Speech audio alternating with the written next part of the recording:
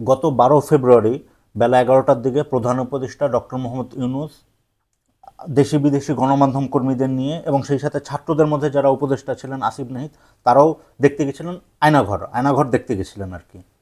তো অভ্যুত্থানের প্রায় 6 মাসও অতিক্রম হয়ে গেছে, এই আয়নাঘর দেখতে যেতে তাদের সময় লাগলো।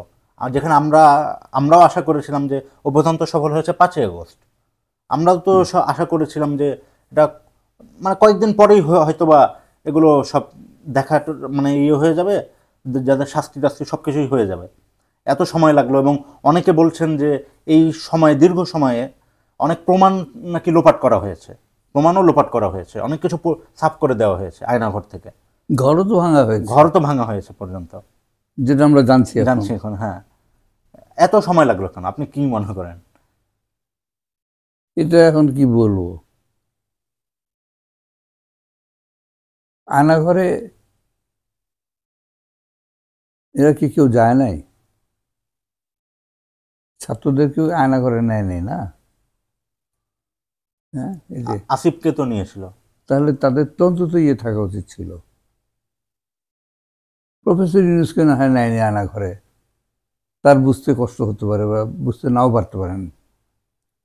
আর তত্ত্বাবধায়ক যারা আছে তাদেরকেও নেয় নাই।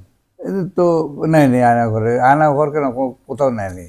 এরা দিব্যি ঘরে ছিল, বেশিরভাগই ঘরে বাসায় থেকে দিন গুজরান করেছে। আন্দোলনের সঙ্গে তাদের অনেকেরই সম্পর্কই ছিল না, কোনো সম্পর্ক না।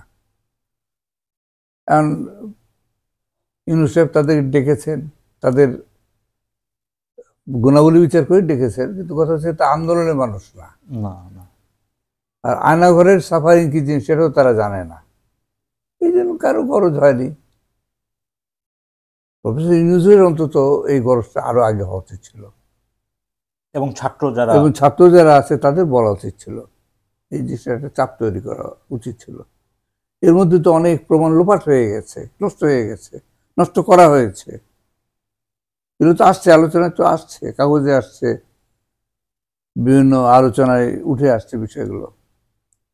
খুব দুঃখজনক, খুব দুঃখজনক।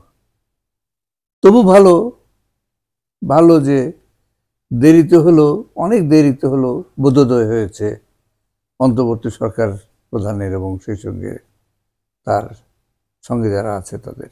ভালো, মন্দের ভালো আর কি। এটা হয়তোবা এই দ্বিতীয় পর্যায়ে যে পার করলো এই শেখ মুজিবের বাড়ি ধ্বংস করে দেওয়ার মাধ্যমে, তার ফলেই হয়তো অনেকটা সম্ভব হয়েছে, না হলে হয়তো তাও হতো কিনা। হ্যাঁ, এটা একটা ভালো পয়েন্ট বলেছ। আসলে এই শেখ মুজিবের বাড়ি ধ্বংসের মাধ্যমে যে দ্বিতীয় ধ্বংসের পর্যায়টা হলো, ফলে যেটা হচ্ছে, এই এর পক্ষে যারা, এই শেখ মুজিব, আওয়ামী লীগ, হাসিনা, এদের পক্ষে যারা, তারা তো এখনো বহু জায়গায় অধিকার করে আছে। তাদের মানসিক শক্তি অনেকখানি ভেঙে পড়েছে। এই রীতিগুলো ঠেকি ঠুকি নানাভাবে রেখেছে 6 মাস। এই 6 মাস তো এরা এত দেরি হবে কেন? প্রফেসর ইউনূসের না হয় অভিজ্ঞতা নাই আয়নাঘরের, কিন্তু ছাত্রদের তো আছে কম বেশি, জানতো তারা। তারপর ইউনূসকে যে নেওয়া যায়নি এখানে, তার মানে ওইভাবে তাগিদটা তখন তারও একটা সৃষ্টি হয় নাই। এখন এই এই দ্বিতীয় পর্যায়ের সূচনা বলবো, এই যে 5 তারিখে 5ই ফেব্রুয়ারিতে যে ধ্বংস চালানো হলো, ধ্বংসকাণ্ড, এই ধ্বংসস্তূপে পরিণত করা হলো শেখ মুজিবের 32 নম্বর বাড়িটাকে, এইটার একটা প্রভাব পড়তে পারে। এটা এখন আর আগের মতো অবহেলা করা যাচ্ছে না, গদাই লস্করের চালে চলা আর যাচ্ছে না। এইটা মানে বোঝা যাচ্ছে এই ঘটনার মধ্য দিয়ে। ভালো, তাও ভালো। এখন যেটা হচ্ছে, আয়নাঘরের সঙ্গে সম্পর্কিত যারা এবং সংস্থাগুলো সহ, সব সংস্থা সহ যারা যেখানে আছে, তাদের সবাইকে বিচারের আওতায় অবিলম্বে আনা দরকার এবং তাদের কঠোর অপরাধ অনুযায়ী কঠোর শাস্তির ব্যবস্থা করা উচিত, কঠোর কঠোর কঠোর শাস্তির ব্যবস্থা করা দরকার।